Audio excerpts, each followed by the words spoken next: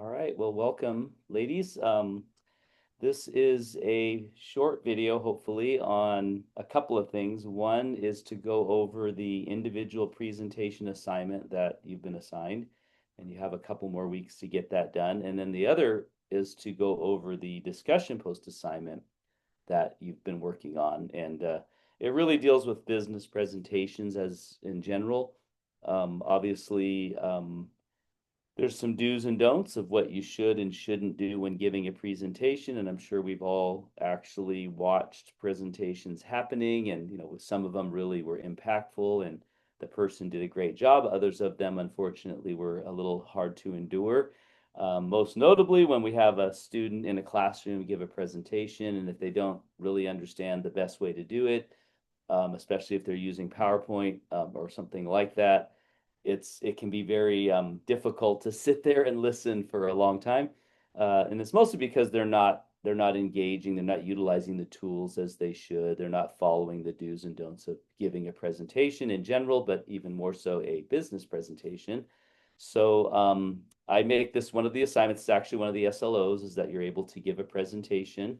And so I kind of tried to make it easy because I'm not really concerned with content. I'm more concerned at this point in this course with how you present and then how you utilize presentation software such as PowerPoint. Or you could use Google Slides, or you could use Prezi, or one of the other ones. However, PowerPoint's kind of the industry staple, and pretty much businesses use that still today, even though it's been around for 20 plus years. But it is a powerful tool, and there's a lot of great tools in it to make your presentation the most effective that it can be. So I kind of biased towards using PowerPoint, and so I'm asking you to build your presentation, if you can, in PowerPoint. You can use those others if you will, but some of the features, some of the tools that make presentation software most effective aren't present in some of those other tools. So that's why I emphasize using PowerPoint.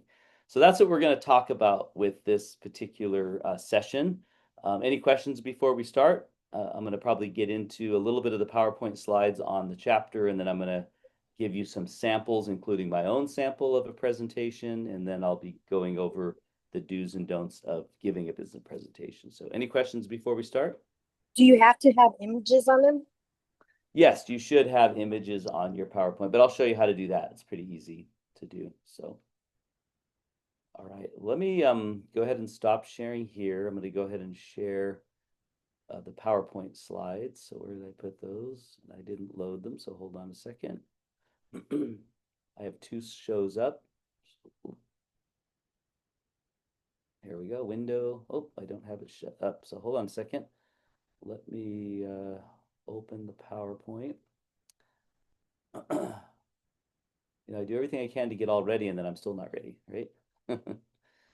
So what I'm going to do is I'm just going to go through a few of the slides from chapter 14 in your book, and I'm not going to cover all of them. I'm not doing a lecture per se, but I do want to cover a few things that your book says that I think are worth noting. So let me launch that PowerPoint. Okay, you should be seeing it now.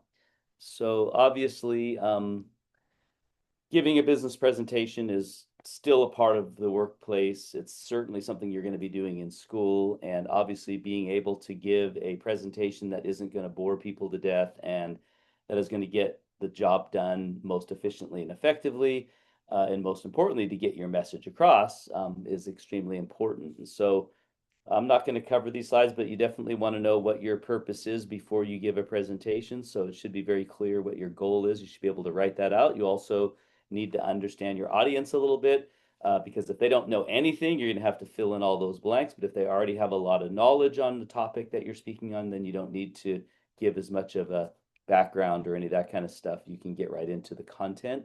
But just keep in mind, your audience may have different reactions as well. Some may be friendly, some may be neutral, some may be completely uninterested in what you're talking about, and some may even be as hostile or be hostile towards what you're saying. They don't like the changes that you're making, or they don't like the policies that are now being implemented, whatever it might be. So keep in mind, and you might approach each of those in a different way. And I think your book gives you how to handle, how do you format your presentation if it's a friendly audience, if it's a neutral audience, if it's an uninterested audience, if it's a hostile audience.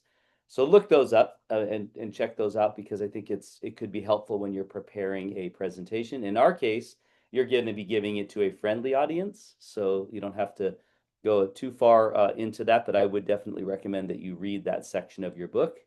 And then we get into the format of a presentation. So first thing is this slide right here. Every presentation you give, and even in business writing, this is probably true as well, but you always want to tell your audience at the beginning during your introduction, tell them what you're going to tell them. So in other words, you should have a roadmap of what you're going to say. So you should say, we're going to be talking about these 4 things or these 6 things. And you kind of lay them out at the beginning. And then your audience is expecting you to cover those 4 things. It gives them something to hang on. It gives them something to grab on and really to grab their attention again when you move on from one thing to the next. So you tell them what you're going to tell them. That's the beginning. Then you tell them. That's the middle, the body of your message. So you told them what you're going to tell them. Now you're telling them. And then at the end of your presentation, you always want to kind of go back and recap what you've said. So tell them what you've told them. And that should be kind of the larger overarching format that you should follow or order that you should follow. And then specifically, when you start getting, it's kind of broken down this way. Your introduction is really tell them what you're going to tell them. So this is where you're kind of going over what your presentation is about. You usually use some kind of a thesis. This is where you might have to convince your audience that you're credible to speak on the particular topic that you're speaking on. But it should be brief, but it should be telling them what you're going to tell them. And there's some ways that you can capture their attention. You can look that up and build credibility. And then secondly, you want to, the body of your message, the body of your presentation should be the main points one at a time as you're going through them. You're, of course, probably going to have sub points to each of the main points. So that'll be its own slide, main point with the sub points.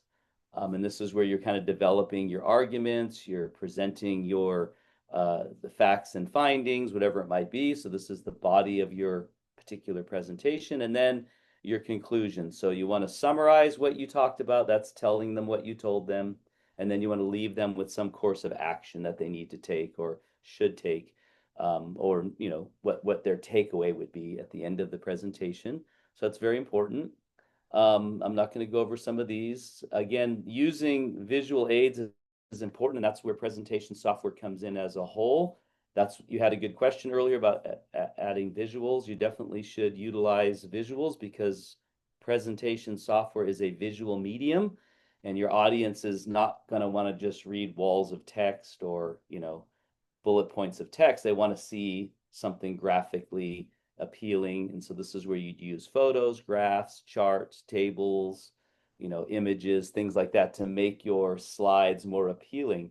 And obviously it's going to help in the overall quality of your presentation. So there's ways you can do that. And it gets into all of that, how to use good presentation, good visuals in your presentation. You can look that up. And then again, this 3x3 writing process, you'll be learning about this when we get into business writing, which will be the next thing in the next module. But I'll just say this, that when you're going to give a presentation, don't just open up your PowerPoint or open up whatever presentation software you're going to use and start preparing your presentation by building slides. You really need to step back and write it all out on paper first. So in this case, you're going to be doing your 4 significant life events. I make it easy. It's a topic you should know a lot about. So you just make a scratch list of all your significant life events, pick the most 4 significant, and then you're going to build your presentation around those 4. And so do it all on paper. Pick your 4 main points, then maybe what would you say, a little bullet list under each of those points. What would you say about that? So let's just say you picked going to college, right, as one of your significant life events. So well, what about going to college makes it significant? So you can talk about your major, you can talk about what colleges you've already went to, why you chose that major. So those would be your sub points to your main point. And so you really should kind of flesh it all out on paper before you start going in and building your slides. And that's very important. Another thing that's very important is you don't want to use paragraphs of text. In fact, you should never use paragraphs of text in a PowerPoint presentation. In fact, if you look at your screen right now, that second bullet point is really too long. It should be what's what you should use is what's called the 6x6 rule. If you see that at the bottom of the page, the 6x6 rule is you should have no more than 6 bullet points on a page, or really no more than 6 sentences, and they should be no more than 6 words for each sentence. So 6 words or 6 bullet points, roughly 6 words each. That should be the maximum text that you use on any one slide. And this is what we call the 6x6 rule, because your PowerPoint slides aren't your notes, nor are they a document for your audience to read. They're meant to be there to assist your audience in memorizing and remembering what you're saying. If you have a paragraph of text, they're never going to remember what you said. So you want to make it so that they can look at it, they can read it quickly, you can read it quickly, it'll jog your memory, and then you can begin to present and fill in everything that that particular bullet point is all about. And so that's very, very important that you follow the 6x6 rule. I'll be looking for that on all the presentations, and that'll mark your grade down if you do not follow that strictly. But that's the first thing I want to talk about. And then let's see. And then the other thing is, okay, so using visuals, as I mentioned. So this slide you're looking at right now could be it could be technically, it still follows pretty much the 6x6 rule, but it's all bullet points and there's nothing graphically appealing about it. So if this was to be my slide, or you might say my navigation slide, and a navigation slide, by the way, is tell them what you're going to tell them. So at the very beginning, during your introduction, you want to use a navigation slide, and I'm going to give you a demonstration of that in a minute, but this would be your navigation slide. This is what we're going to be talking about. We're going to talk about reasons for selling online, and you could read each of the bullet points, right? And your audience can read them as well, but why not make it a little more visually appealing by doing something like this? So here you have the same exact information as you had in the list, but you used a graphic with it, and that graphic made it a lot more appealing, right? Visually. It also gave a quick way for your audience to read all 6 or all 5 of those points, and for you to also be able to, because so we're going to talk today about selling online. We're going to talk about growing your business globally. We're going to talk about offering convenience to your customers. We're going to talk about how you can conduct your business 24/7. So now you have a visual, and what you should also do that's not being done here in this PowerPoint presentation is you should build your slide. In other words, it shouldn't all come up at once as it just did, but rather, and I'll show you this with my presentation, is you should have just put up the first one, grow business globally. So we're going to talk about number one, growing our business globally, and then that comes up on the slide. Secondly, we're going to talk about offering convenience to customers, and now that comes up on the slide. So as you're talking, you're building the slide. And that's very important because it keeps your audience with you as you're speaking. If I put everything up at once, you're not only reading the first image here, but you're all the way down at the end here, the question mark one about reducing inquiries. So you're not really listening to me. You're actually reading ahead. And that's what happens. We can actually read and think a lot quicker than somebody can speak. And so if you put everything up on the slide, we're not bringing our audience along with us. We're actually giving it all to them and then trying to talk about it and keep their attention. So building your slide helps keep your audience's attention. And so that's very important. And then the big thing with a presentation, of course, is 2 things: is rehearsing, practicing your presentation. You should do that a few times. You're going to actually be recording it in PowerPoint. I'm going to show you how to do that. But you should practice it a few times, run through it, just in front of the mirror or something with your slides. As you're doing it, use your slides and pretend that you're presenting so that you practice it. You want to keep your time frame about 5 minutes. If you go over, you'll get a lower grade. So you want to practice, make sure you're on time, and then record it once you've practiced a few times. Also, make sure everything works. Some students like to use a video, maybe in this presentation or something they might give it in a class or at work. Before you give your presentation, run through it once, with all the, wherever you're doing your presentation, just make sure everything works so that you don't get to the point where you hit play and then nothing happens, or it says file can't be found.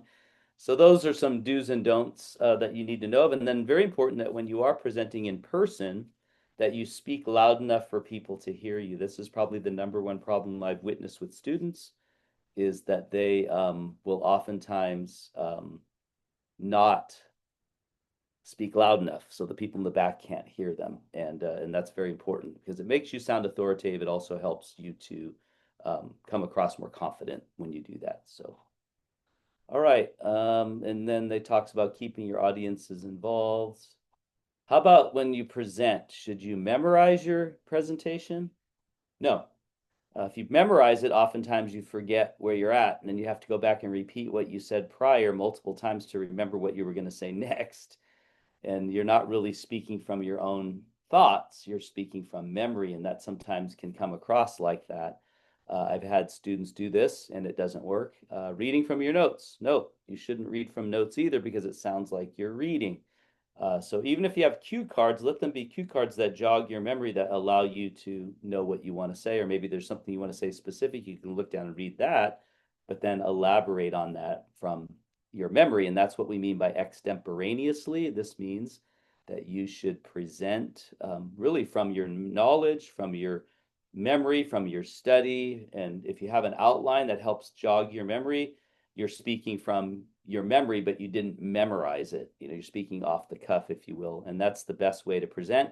It allows you to be you. It allows you to come across as natural. It also is, in many cases, it allows you to articulate your ideas a little better than if you write them down and then try and read them or memorize them. So anyway, let your personality come out a little more is the ultimate. But that's the goal. Extemporaneously means from your own memory, your own knowledge, your own understanding, present from that. And then, of course, you could be really fearful of presenting. Some people are very afraid to give a presentation. Jerry Seinfeld once said in one of his monologues that people would rather be in the casket at a funeral than giving the eulogy because they're so fearful of giving a presentation in front of people or public speaking. So keep that in mind. I know many people are. So you can do some things. There's some practical steps you can take here in your chapter that'll help you. One of them is practicing and understanding your topic and knowing what you want to talk about, rehearsing it. But you could also take a deep breath and try and relax, pause before you begin. All those things can help, and you can move through all of that. And then it gets into communicating across cultures, and I'm not going to cover too much of that. But those are just kind of some of the general do's and don'ts of giving a presentation that I wanted to go over with you. Now, let me for a moment talk a little bit about utilizing presentation software. So I'm going to close this PowerPoint if I can. Oh, I have to stop sharing. All right, let me share this other one. This is just a sample of now what to do with your, excuse me, your presentation software. How do you do that? So this isn't letting me close this. So hold on. I guess it doesn't matter. You guys can you guys see the blue screen now on there? Kind of the greenish blue screen. You mean the PowerPoint? The Yeah, does it presentation? say quite possibly the worst Yes, PowerPoint presentation? Okay. So I I want to make can sure see. it's the right one. So, all right. So this is considered the worst PowerPoint presentation ever. So I'm going to show you the screen. The rule is I show you the slides and then you tell me what's wrong with them. Okay. So first slide, what's wrong with that? It's like a story. It's just too much words. It's a lot. Okay. It's a lot, It's right? not, it's a lot of words. Yeah. So what would happen normally is a student might go, I'm going to be speaking to Antillian exports, and then they'd turn to the screen and they would just read this off the screen. Now that's not a presentation. And having this much text on a page does not help your audience. In fact, they may try and read it, they may not, they probably won't. And this is a violation of that 6 by 6 rule that I just told you about, right? It should be 6 bullet points max. You can have 4, but you should only have 6 words per bullet point. This one has paragraphs. So listen, paragraphs are no-nos in business presentations unless you're quoting somebody. That might be sufficient, or that might be an exception, but in your presentation, no paragraphs of text. Should just be 6 bullet points by 6 words. That's it. So this would be tempting to read if you were giving the presentation. It would certainly be overwhelming to your audience. And there's no photos in it. It's all just text, except for the background. So you want to make it more visually appealing. So that's the first thing that's wrong with it. Also, your font size, it's pretty small. The people in the back are not going to be able to read that. So you want to make sure that it's at least 30 font size. That's the goal, or larger. So in a presentation, follow the 6 by 6 rule, use pictures, and have at least 30 size font. What's wrong with this one? You can't see the words. It's too Yeah, bright. Colors pretty much. It's called poor contrasting colors. You can't read the text very good, and somebody that might be color challenged in some way may not be able to read it at all. So you obviously are violating what we call colorblind combinations. So you definitely want to avoid loud garnished colors. You should have a light background with a dark text or a dark background with a light text. The high contrast is good. Avoid colors that fade into the background, and then definitely watch out for red and green and blue and yellow combinations, because people who do have color challenges will not be able to read those. So keep that in mind. We want to definitely make our presentation accessible and easy to read. What's wrong with this one here? Too much Too much what's going going on on. Yeah, with exactly. You the nailed it. eyes. Yeah, I mean, it's like, okay, you're using all these animations, but they're completely distracting and unnecessary. So, yeah, you want to be careful of having too much going on. Keep your slides simple. You probably should have 1 to 2 pictures, maybe 3 at the most, to make it easy for your audience. Less is more, as the saying goes. I have a good So, question. yeah, Um, so mentioning in chapter 14 says that we can use some transitional imagery. yes. Do you want us to use it throughout our whole presentation, or is it just like under a certain No, you can do it in your um whole presentation. Just the thing is keep it professional. So some students like to have, what transitions means is how does it move from one slide to the next, right? Does it move, Mhm. does it just shift to the next slide? Does it, I've seen students fold it all up like a bird and fly away. I've seen students with a curtain that goes like this, and those are all unnecessary, but you could fade into one, fade into the other. It can shift over to the other. But that's what we call transition. So yes, you can use those and you should use those, but just keep them professional. And they're not difficult to do. But you can Mhm. change those in the settings. I'll show you how to do that in a minute. Yeah, even on your page itself, when you're building your slide, and I'll show you that too, is you don't want to make them all different. That's going to be the next one I show you, but you want to keep them all the same, like they all come up from the bottom as you're speaking and you click the space button, the next one comes up from the bottom, that kind of thing. And I'll show you that. So here's an example, right? So these are called animations, not transitions, but each time I hit my bar, they're coming up on the screen. That's good. That's good. You should do that. You definitely should do that. But when I go to leave the screen, look what happens. I'm doing all these things that are just crazy. You don't need to do all that. All of them should be the same. So, and really, you don't need to do any of those animations. So this is just too much animation going on, too much different animation. That's overdoing it. You just want to keep it simple and keep them all consistent is the key there. So again, I'm using builds now. So if I hit the space bar or the down arrow, it puts the next one up on the screen. This is what I was talking about earlier. So if I'm speaking, giving a presentation, if I put them all up, again, you're reading the last one, but if I put them up one at a time, you're tracking with me, right? I'm talking about the first bullet point. Now I'm done. I'm going to be talking about the second bullet point.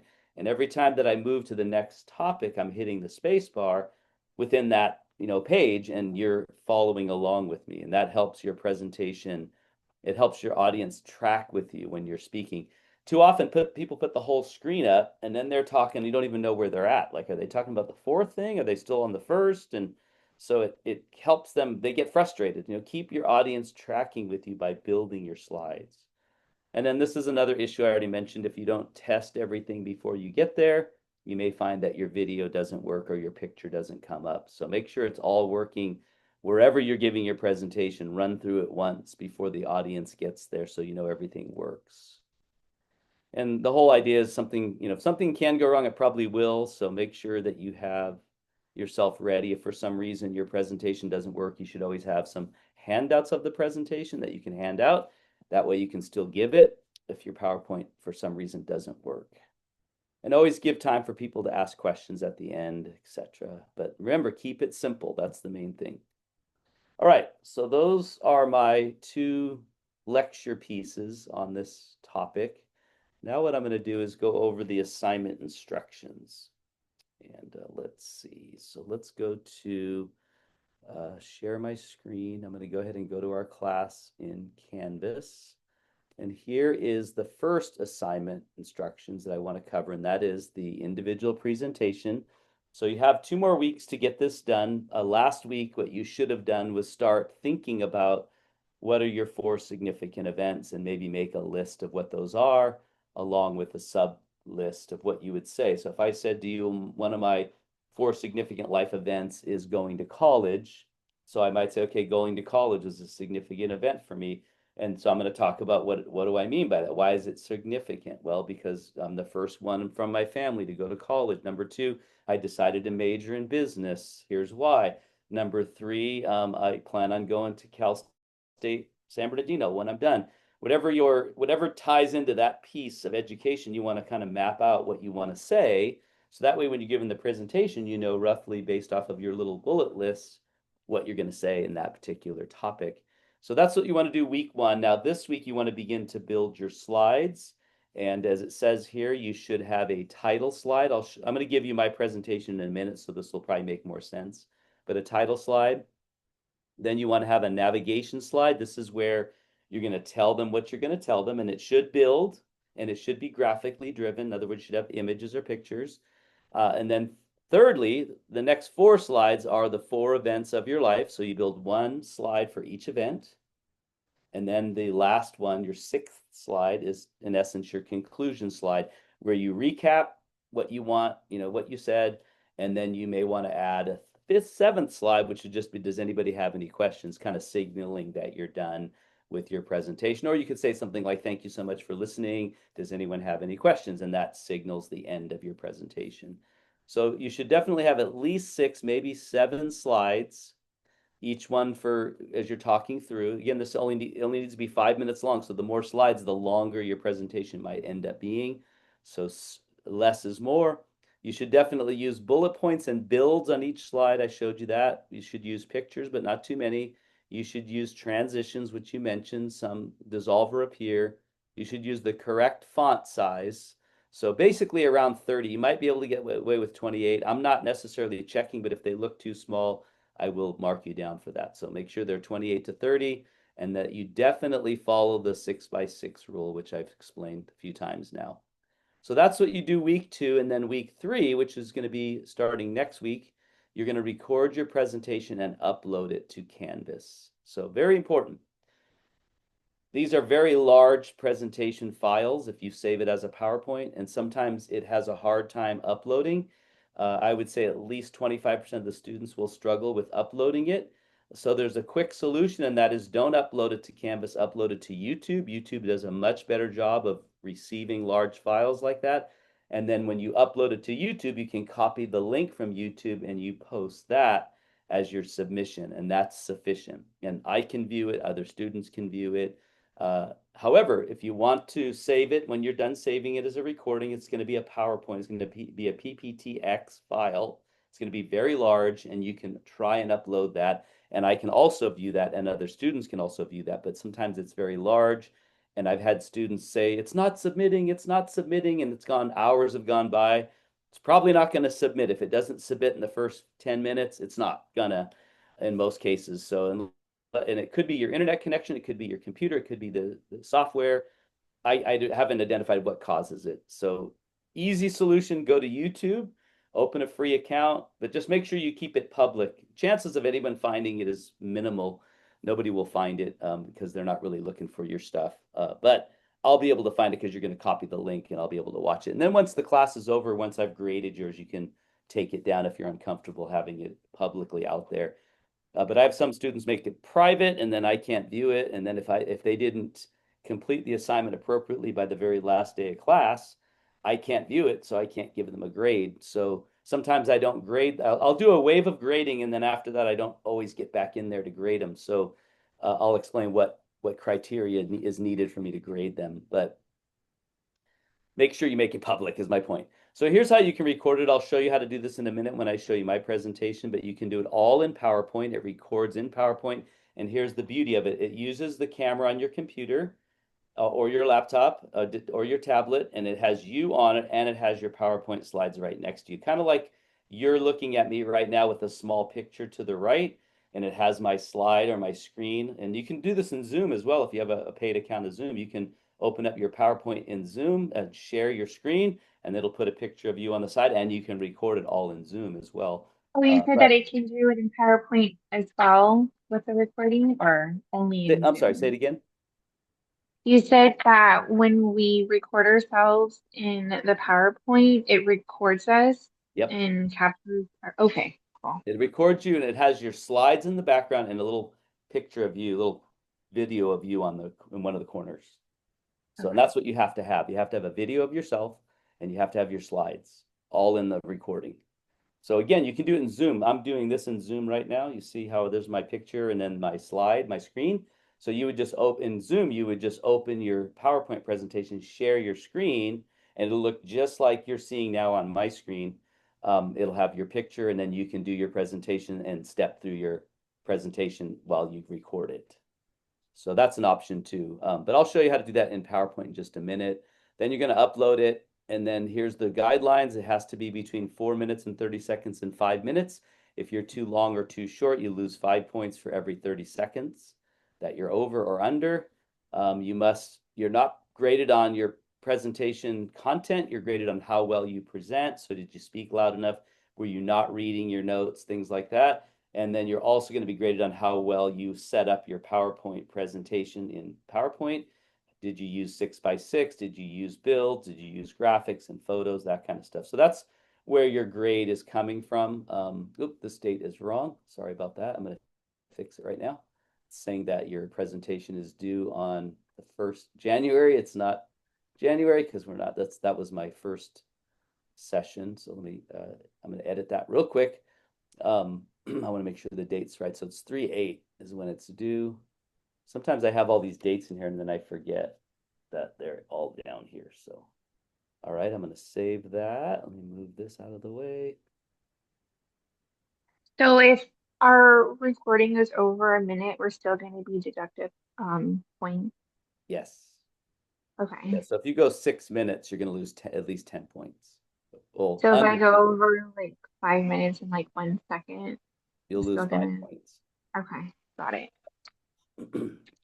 All right, and then here's the guidelines. So you're going to be graded on your presentation skills, 50 points, and here's all the categories, and then your PowerPoint slides, and here's all the categories for that. So, and then your time down here. So your total could be 100, but then you go over, 2 minutes. Well, then you get minus 20 points off your total.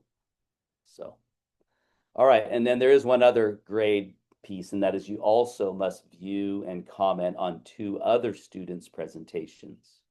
So if you don't do that, you lose 10 points as well. So you could have 100 but you didn't comment on anybody's. And here's the criteria for grading is you need to submit your assignment, obviously, and then you need to comment on 2 other students' presentations. And I will not grade them until you've done all of that.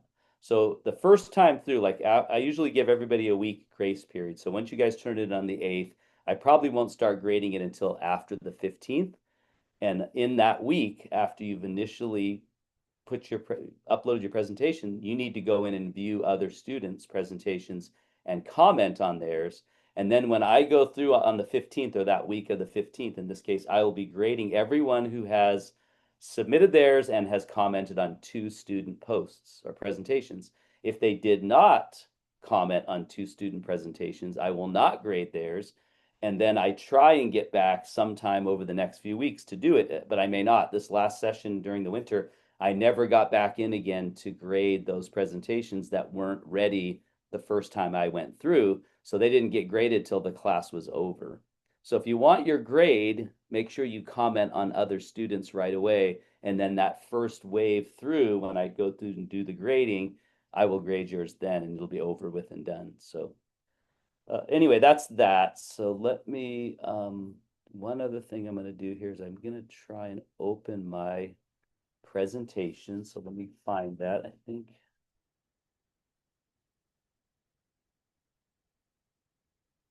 I'm trying to remember where I put it. I think it's here. I just played it on my other class. Here it is. All right. So let me open that. And I'm going to give my presentation real quick. I'm going to close these other ones. All right.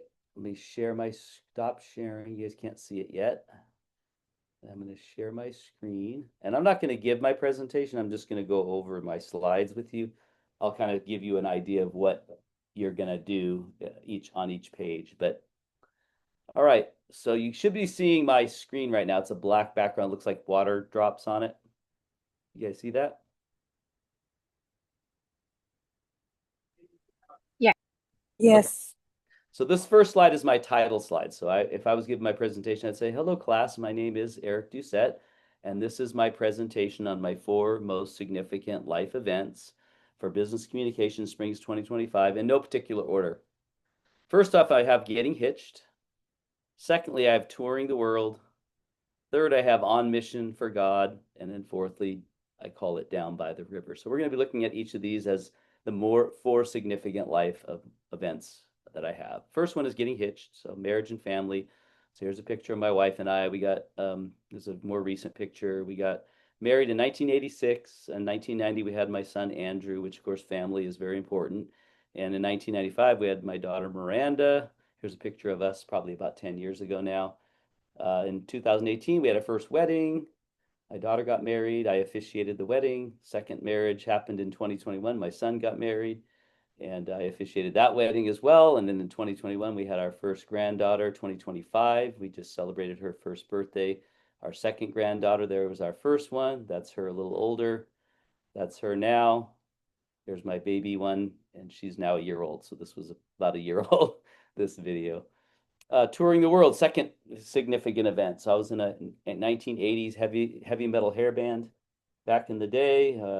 There's a picture of us. We were a glam metal Christian rock band. We played all around LA and Orange County and churches and things like that. Hairspray was our friend. We used to boof on our hair way up high and kind of like they did in the 80s. We performed all around LA, Orange County, Riverside at churches and little nightclubs.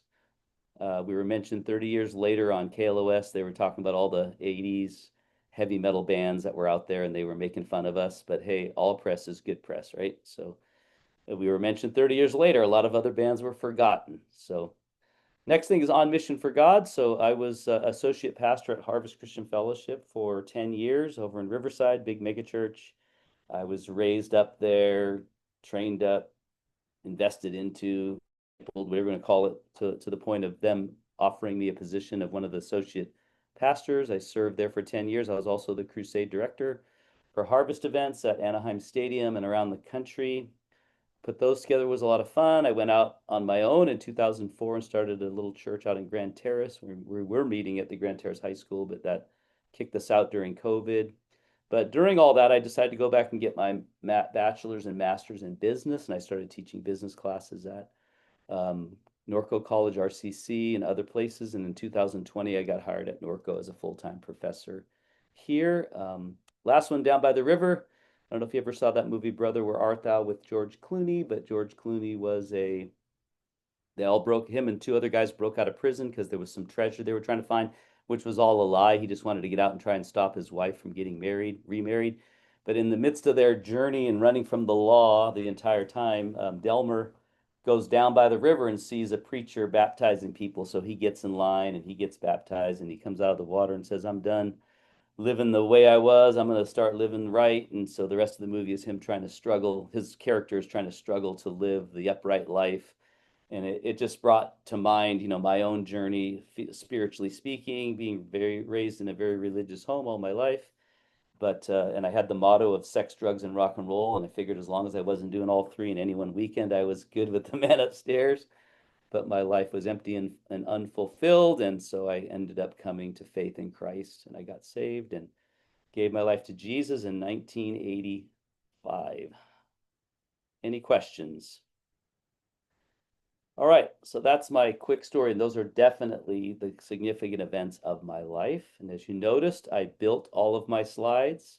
I had photos and text added to my slides as I spoke. I used the 6x6 rule. I only used 4 bullet points actually, so that's sufficient. I had a lot of pictures though, but I'm allowed to. I'm a proud grandpa, right? So I'm allowed to speak on my grandkids. And certainly you can use more than 2, but I probably overdid it. I wouldn't probably mark anybody down for doing that since I did it, but ideally, especially in a business setting, you want to keep it minimal, I'd say 2 or 3 pictures at the most, or some kind of graphic. And notice on my navigation slide right here, I used 4 photos. I found these from YouTube or Google Images, and I just downloaded them to my computer, and then I loaded them in here. So what I'd like to do is show you kind of how to do a few things with your slides to make them more animated, to build, make them build, to use graphics. And so what I'll show you here is, first off, that you need to build the whole slide before you can animate the slide to build. So what I did was I built the whole slide, and I did that by, as I mentioned, is I went to Google and I downloaded pictures that are related to my topic. So I did hitched, touring, on mission, and by the river. So I found pictures and then I downloaded them to my computer, and then I went up here at the very top of the page. There is insert on PowerPoint. You guys can see that. So I went to insert picture from file. I navigated to where I had downloaded that file. It might be in downloads. In my case, I have a Mac, so it was pretty easy. I was able to select the image. I inserted it. And when I did that, it showed up on the screen. It might have showed up though, like if I grabbed the image, it might have showed up like that, right? And it might have been like over here somewhere. So now I needed to resize it down by grabbing the corner and moving it kind of where I wanted to. And once I did that, I kind of made it the same size as the rest, or I had starting point size. And then what I did was I just did that for all 4 pictures. And then I had to create insert text box. So I came up here and I said, okay, I want to add some text to my page. So I selected text box, and see here, it created a text box. Oop. So if I put that on my thing, I just typed in my words. All right, so I typed in hitched, made it the size and style I wanted, and then I just moved it over where I wanted it to say hitched, and I did that. Then I just copied and pasted these. I selected it, and then I said copy, and then I said, did the same thing. I said paste, paste. It's giving me a hard time here. Paste, and that gave me the second word hitched, and I moved that over here and changed it to touring, and did it again, changed it to on mission. So I pretty much built my whole slide like that. Now to animate the slide, you have to go up here and use animations. And what I mean by animations is I want to be able to build my slides. I don't want them to all come up at once. So if I select animations, it gives me an animation pane. So if I select that, it's going to show me the order in which every single thing is going to come up as I hit the space bar. So what I'm going to do, just for fun, is I'm going to go ahead and delete all of my animations. So that way it's exactly where you would be once you've built your entire slide. Now I want to animate it. So to demonstrate what it's going to do right now is if I don't animate it and I play the slide, it's just going to all come up at once, right? Sorry. So you guys can see this, right? So this is what it's going to look like. It's all going to come up at once. Once I hit the space bar, bam, they all come up at once. So it's not building, right? So this is what you don't want to do. You don't want them to all come up at once. You want them to come up one at a time as I'm talking to build my slide. So how do you do that? Well, you build your slide first, then you animate it. So I'm going to select animations again here. I'm assuming you guys can see my PowerPoint still. Let me stop sharing and reshare just to make sure. Yes, I can see. Okay, so I'm going to select, in this case, I'm going to select hitched, the text, and then I'm going to hold my shift key down and I'm going to select hitched, the picture. Okay, now they're both selected. So I come up here to animations and I can decide how I want them to animate. Do I want them to appear? Do I want them to blind in, checkerboard? And there's a bunch of options you can use. So just to show, I don't recommend using anything too fancy, but just to show you, I'm going to use a few different ones, okay? So I made those two come up as zoomed. Now I'm going to go to the next ones. I'm going to select touring, hold my shift key down, select the picture. I'm going to do appear. I'm going to come to the third one. I'm going to select the two, and this one I'm going to do fly in. And then the last two, I'm going to select, hold my shift key, and I'm going to do blinds. All right. So now, if you notice, it put a number next to all of them, and it also listed them over here in the pane. So it's putting them in the order in which I want them to appear. And I might say, oh, wait a minute, I really wanted the last one to go first. I can just move it up in the pane here and make it the first one. Does that make sense? So I can say, okay, now that one is first. And that, so now if I was to play the slide, continuing to share, if I hit my space bar, that one comes up first because I moved it to the top. Then that one, then that one, then that one. So they come in whatever order I have placed them in over here on the navigation pane. But now it's animated because I have all these numbers to it here. So there is that's how you animate a slide. And then transitions are the same way. You can select them here. So I'm going to have, there's different ways you can do it. I can do random bars. So now when I transition between slides and I build my slide, and then I go to the last one, that's still using the other one. So let's see. Oh, I don't think I selected a slide is what it was. So I have to select the slide, and then I have to say, how do I want it to animate? All right, so we'll do this. So now I'm going to animate this one. Ready? Oh, it still didn't work the way I wanted it to. Anyway, this is where you change those transitions between slides. So typically when you select one of these, the way that what I select for that slide, when I move to the next slide, it should do that particular thing. So let me try this again. I don't usually worry about it. I just let it do whatever it normally does. I don't do a whole lot with it, but all right, let's see if this does anything. I just let it do whatever the default is. All right, so here's the first slide.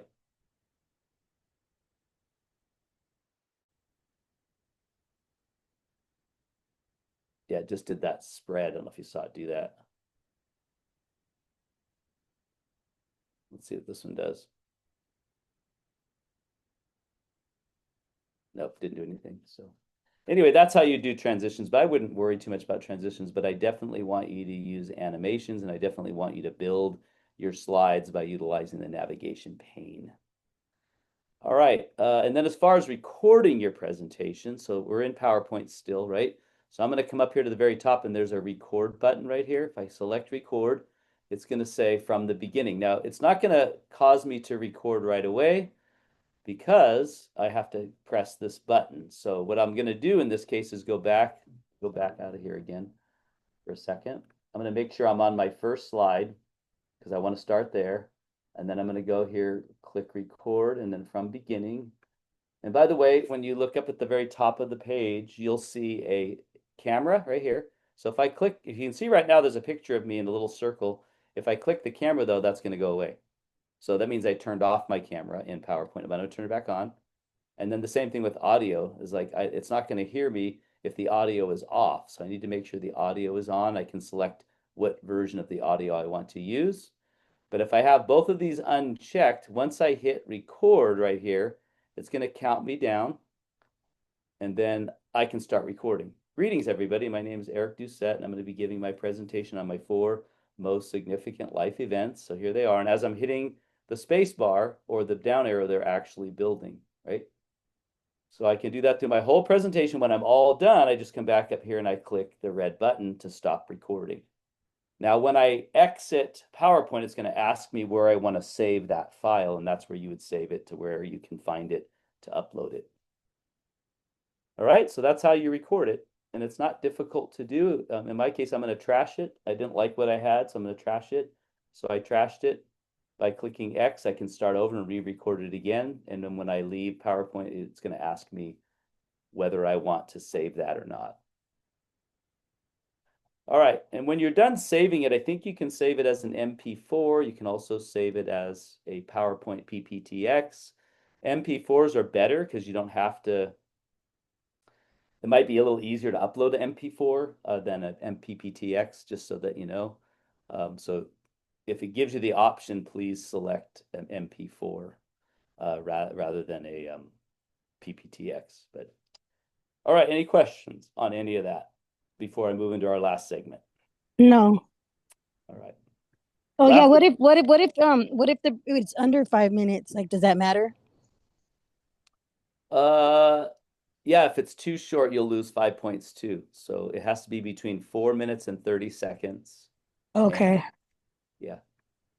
So, all right, what 2 things. First thing I'm gonna do is go back to here. So you should be seeing the assignment instructions. I'm gonna go ahead and go out of this. You still should be tracking with me when I do this. And then I'm gonna go into the other assignment, which is the do's and don'ts of business presentations. So this is where we're going to kind of encapsulate everything that we just talked about in a list.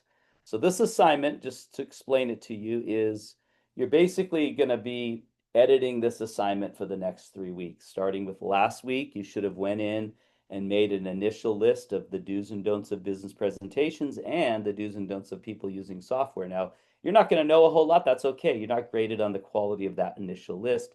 You're graded on the final list that you'll do at the end. This just gets you in the system. You're thinking about it. What does a good presentation have? You can watch the videos and things I've provided for here in the assignment, but you're going to make a list, an initial list of presenting and an initial list of presenting with software. Then during the next 2 weeks, which is this week and next, you're going to be, or this week, you're going to be looking at other students' lists and making improvements to yours. So you might say, well, I did my initial list and now I'm looking at, I'm looking at somebody else's. Oh, I didn't see, that's a good point they made. And so you're going to edit your list, go back and edit your list with some of the ones that you learned from other students. Then next week, the final week, you're going to make a final list. And this is where you're going to need to create a brand new post. Don't comment on your own post. So for instance, if I look at the students here, which you're able to see, if I reply, if that was my original list and I reply to this, then it's only going to be seen right there. And they're only going to see my reply. Where if I start here where it says reply, now that's fine. If I'm looking at somebody else's list, I want to use this reply at the end of their list. But if I'm trying to do my own list, I want to use this reply up here at the end of the assignment. This will let me do my initial list and my final list. So don't reply to your initial list, only do a new reply at the very end last week with your final list. So you'll click reply, you'll type in first thing, final list, right? Now I know that's your final list, and then you're going to put in your final list of do's and don'ts. So that's the assignment, and then you're just going to click reply right here, and that'll add it to your... Now, when I go into grade yours, I'll see your initial list, I'll see all the comments you made to other students, and I'll see your final list, and that's what I grade off of. All right, so let's go then over this assignment real quickly here. This is the do's and don'ts of giving a business presentation. It's basically your final list. So yes, you are welcome to use this as your final list if you want to. I'll give you, you'll get you're not going to lose any points. If you do your own list and it's not very good at the beginning, and then you comment on two students' list, and then you use my final list, you'll get full credit for the most part. So, all right, so here's the do's and don'ts of business presentation. So two parts. One part is when you're presenting. The other part is using presentation software. So when you're presenting, here's the do's. Number one, be prepared. So this is talking about you. This is your life story. You're good just talking about yourself, right? So there's not a whole lot of preparation that needs to happen other than you need to know what you're going to be talking about so that you're not rambling or so that you're not, getting off on a tangent or going too long. So think through what you're going to say, make that on a piece of paper before you start building your PowerPoint presentation, and have it all clearly what you're going to talk about, and then practice. So be prepared, know your subject, know your topic. And that's true of any presentation too, like anything you do. You want to be prepared. Secondly, practice. So there's nothing wrong with running through it a half a dozen times to make sure you're getting everything you want to say, making sure that your little bullet points are jogging your memory enough to give you enough detail to be able to talk about what you want to talk about, and it'll make you feel a lot more comfortable once you've run through it a few times. Next, make sure everything works before starting. We went over this in that, don't, if you have videos or any pictures or whatever, just make sure everything's working. Step through all of your slides, make sure it's all working, the sound is working, etc. Very important, speak loud enough for the people in the back to hear you. In most cases, you're not going to have amplification, so make sure you talk loud. It makes you sound more confident. It makes you speak more authoritatively, and it helps your audience to track. If you speak real soft, the people in the back are going to check out. They're not going to listen to you, or they're going to be straining to listen, and it's going to be very irritating by the time you're done with your presentation. So speak loud enough for people to hear. And this is true even on video. Project your voice a little bit. Don't just talk like you're in a closet. Talk like you're speaking to a crowd. Next, smile and look at your audience. So you definitely should make eye contact. You shouldn't be looking at your slides or screens or your notes too long. You can certainly read them to jog your memory. You can look away to get your memory, but once you're ready to speak, turn to your audience. Don't read your slides. The next one is grab the audience's attention at your opening. So a lot of times the best thing to do in a presentation is to give some startling statistic or make some kind of promise. By the end of this PowerPoint presentation, you're going to know this, or you're going to be able to do this. Oh, really? Now I've got your attention. You want to follow with me. You want to learn what I'm talking about. Give the presentation extemporaneously, not reading your notes, not reading your slides. We already went over that. Be conversational, but yet professional. So really, it should be in a conversational tone, not the volume, but the tone. You're like you're talking to a group of people, not like you're a preacher, not like you're, a scholar. You don't have to use all these big words and everything. Just be personable, be conversational, like you're talking to another person, but loud. And professional meaning you don't want to use too much slang or be too informal. You also don't want to be way over formal either, and that's the key. And then most importantly of all, be yourself. Just be you. Let your personality come through. If you make a mistake, poke fun at yourself. Don't take yourself too serious. Try and have fun. If you have fun, everyone else will have fun. So just be yourself. The don'ts. Do not stare at the screen or slides. Again, don't turn your back to the audience and read your slides. Very important. Don't read off the slides. That's the same thing. Don't read your notes. So don't have a piece of paper in front of you like this and you're reading it. That's inappropriate. Don't speak too softly or mumble. Speak up, speak loud, and articulate. Be watchful of your verbal tics. So and and likes. And we have these filler words that we use, unfortunately, too often. I love it on The Bachelor. My wife and I like to watch The Bachelor and Bachelorette. And it's like, like we went there and it was like so hot and and you're like, you're irritated by their verbal tics. It's okay to have some. It's okay to have a little bit. It's not abnormal. It's human. But just don't have an overload of them. That's going to really be distracting in your presentation. All right, so those are the do's and don'ts of presenting. There's other things that people will say, like dress a certain way, certainly dress the part, move around if you can, use antidotes, use stories. Those are certainly great to do. But overall, these are the don'ts. I don't want you doing these things. This is what's going to undo whatever message that you're giving. Now we get into the presentation software. So how should you use PowerPoint or Prezi or Google Docs or Google Slides or whatever you end up using? So do's, definitely prepare an outline before making them. I already mentioned that. Keep them simple. Don't overdo it. My second slide was way overdone with all those pictures. That's really unnecessary. Simple is better. One time I had a student in my class. We were both taking this class. I gave my presentation. I had 15 slides or 30 slides for a 15-minute presentation or whatever long it was. And it was overload information, man. I was just cramming it down their throats. And then my fellow student got up and she had just pictures. She just put pictures of kids. She was talking about child obesity, and they weren't obese kids. They were just kids and food. And she didn't even have any text on any of her slides. And it was the best presentation in the entire class because we were all focused on her as the speaker and not on her slides so much. We looked at the slide and it gave context to what she was saying, but it didn't take away from what she was saying. So simpler is better. Use colors that contrast well. Again, you don't want green and yellow text, with green background. You don't want red and yellow and all those different combinations. Black and white, dark and light is the best way to do it. Use pictures and graphics. Definitely, if you have no pictures, you'll be marked down. So please utilize pictures, but just not too many.